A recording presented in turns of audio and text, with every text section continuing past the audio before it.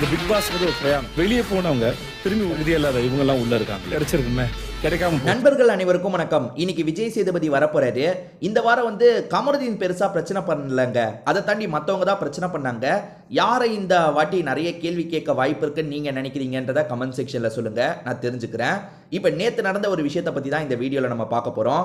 அதாவது எஃப்ஜே கதை சொல்கிற மாதிரி காமிச்சாங்கல்ல, ஃபுல் எபிசோடாக 45 நிமிஷம் தான் விட்டாங்கன்னு நினைக்கிறேன். அதில் எஃப்ஜே சொன்ன கதை கம்மியாக தான் காமிச்சாங்க. ஆனால் உண்மையிலே இவன் எவ்வளோ நேரம் தெரியுமாங்க சொல்லியிருக்கான்? 3 மணி நேரத்துக்கிட்ட இவனோட கதையை சொல்லியிருக்கான். 3 மணி நேரம் எப்படிங்க ஒரு கதையை சொல்ல முடியும்?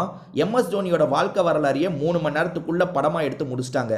அந்த மனுஷன் எவ்வளோ பண்ணியிருக்காரு, அதையே சுருக்கிட்டாங்க. இவன்லாம் என்ன பண்ணியிருப்பான் லைஃப்பில் இது வரைக்கும்? இவன் 3 மணி நேரம் பேசியிருக்காங்க. அதாவது இவன் வாழ்க்கையை எப்படி தெரியுமா சுருக்கிடலாம்? நான் 4 படம் பண்ணேங்க, ட்ரை பண்ணேன், முயற்சி பண்ணேன், வாய்ப்பு கிடைச்சது, படம் பண்ணேன்னு சொல்லலாம். இவன் ஸ்கூல் படித்ததுலேருந்து அப்படின்றானா இப்படின்றானா, நான் உண்மையிலே அதை கேட்கல. ஏன்னா 3 மணி நேரம் எப்படிங்க கேட்க முடியும்? நான் எபிசோடில் தான் பார்த்தேன். ஆனால் ட்விட்டரில் எல்லாருமே புலம்புறதை வச்சு அவன் ரொம்ப மொக்க போட்டிருக்கான்றது தெரியுது. பார்வதி தான் ஆடியன்ஸுக்காக அங்கே ரியாக்ட் பண்ணுறாங்க. பார்வதி இருக்காங்கல்ல, அவன் கதை சொல்லிட்டு இருக்கும் போதே நான் ரெஸ்ட் ரூம் போயிட்டு வந்துடுறேன், ரெஸ்ட் ரூம் கிட்ட வந்துடுறாங்க. அவன் சொன்ன கதையை வச்சு புலம்பிட்டு இருக்காங்க.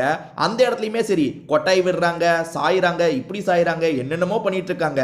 ஒரு ஸ்டேஜில் கதையை சொல்லி முடிச்சிட்டாங்க. எப்பா தலைவலிக்குதுரா சாமி, என்னடா இவன் வாழ்க்கை வரலாறுலாம் சொல்லிட்டு இருக்கான் அப்படின்ற மாதிரி புலம்பிக்கிட்டே வெளியே வந்துடுறாங்க. கொஞ்ச நேரத்தில் கானா வினோத்தும் வெளியே வராரு, அதே மாதிரி கமருதீனும் வெளியே வராரு. இவங்க கானா வினோத்துக்கிட்ட பேசுகிறாங்க. என்னென்னா இவன் எல்லாத்தையும் சொல்லிட்டு இருக்கான், எல்லாத்தையும் சொல்லனா நானும் தானே சொல்லலாம். அவன் ஆதி அண்ணனை பார்த்ததை சொல்கிறான். அப்படி பார்த்தா ஆதி அண்ணன் கிட்ட இன்டர்வியூ நான் எடுத்திருக்கேன், அந்த இன்டர்வியூவை பற்றி சொல்லலாம். எவ்வளவோ நான் கூட தானே சொல்லலாம், ஏன் நீ கூட தான் எவ்வளோ சொல்லலாம்ல அப்படின்ற மாதிரி கேட்குறாங்க. ஆமாம்மா, இதெல்லாம் தெரிஞ்சிருந்தா நானும் என்னோட லைஃப்பில் நடந்த எல்லாத்த பற்றியும் சொல்லியிருப்பேன். எவ்வளோ இருக்குது என் வாழ்க்கையில், நிறைய கஷ்டங்கள்லாம் பார்த்துருக்கேன், அதை பற்றிலாம் நான் சொல்லியிருப்பேன்ற மாதிரி சொல்லிட்டாரு. பிரச்சனை என்னென்னா ஒரு அரை மணி நேரத்தில் முடிச்சிடணும் போல, ஒரு 1/4 மணி நேரத்தில் முடிச்சிடணும் போலன்னு இவங்க நினைச்சு கதை சொல்லியிருக்காங்க. இவன் என்னடானா 3 மணி நேரம் அருன்னு அறுத்து தள்ளியிருக்கான். இந்த மாதிரிலாம் இவங்க பேசிட்டு இருக்கும்போது கமருதீன் வந்துடுறாரு. என்ன இவன் இவ்வளோ பேசிட்டு இருக்கான், இவ்வளோலாம் பேசலாம்னு தெரிஞ்சா நான் ஒரு படத்தில் வில்லனா நடிச்சிருக்கேன், அதை பற்றிலாம் நான் சொல்லியிருப்பேன், சத்தியமா எதிர்பார்க்கல, இவன் பாட்டுக்கு இவ்வளோ நேரம் பேசிட்டு இருக்கான்ற மாதிரி சொல்றாரு. பார்வதி என்ன சொல்றாங்கன்னா, ஒரு கர்டசிக்காக நம்ம எந்திரிச்சு போகக்கூடாதுன்னு நினைக்கிறோம், அதை சாதகமாக பயன்படுத்தி இவ்வளோ நேரம் இவன் சொல்றதெல்லாம் ரொம்ப ஓவர்ன்ற மாதிரி சொல்றாங்க. உண்மைதாங்க, 2.5 மணி நேரம்லாம் ஓவர். 1/2 மணி நேரம் தாங்க ஒரு கதையை சொல்ல முடியும். 2.5 மணி நேரத்தில் கதை சொல்றதுக்கு என்னங்க இருக்கு? அடுத்ததா சபரி வராரு. சபரி கதையை ஆரம்பிக்கிறது முன்னாடியே கிரிஞ்சா ஒரு விஷயத்த பண்ணாரு. அது என்னன்னா, இப்போ நான் ரொம்ப லோவாக இருக்கேன், யாரெல்லாம் எனக்கு அக்கு தரணும்னு நினைக்கிறீங்க? உடனே அவரோட டீமை சேர்ந்தவங்க எல்லாம் ஓடி போய் அக்கு தராங்க. இதெல்லாம் பார்வதி பார்க்குறாங்க, கடுப்புல இருக்காங்க. திவாகரம் போனார்னு நினைக்கிறேன், திவாகரம் போயிருக்காரு, அதே மாதிரி கலையரசனும் போயிருக்கான். ஸோ ஏறக்குறைய நிறைய பேர் அக் பண்ணுறதுக்கு போயிருக்காங்க.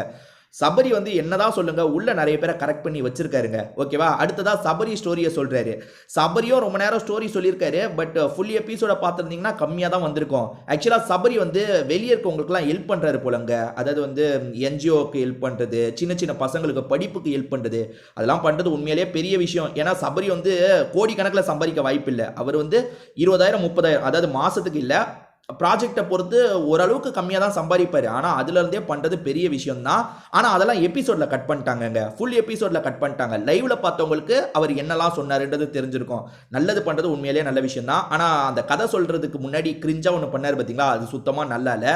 இதை பற்றி நீங்கள் என்ன நினைக்கிறீங்க அப்படின்றத கமெண்ட் செக்ஷனில் என் கூட ஷேர் பண்ணிக்கோங்க.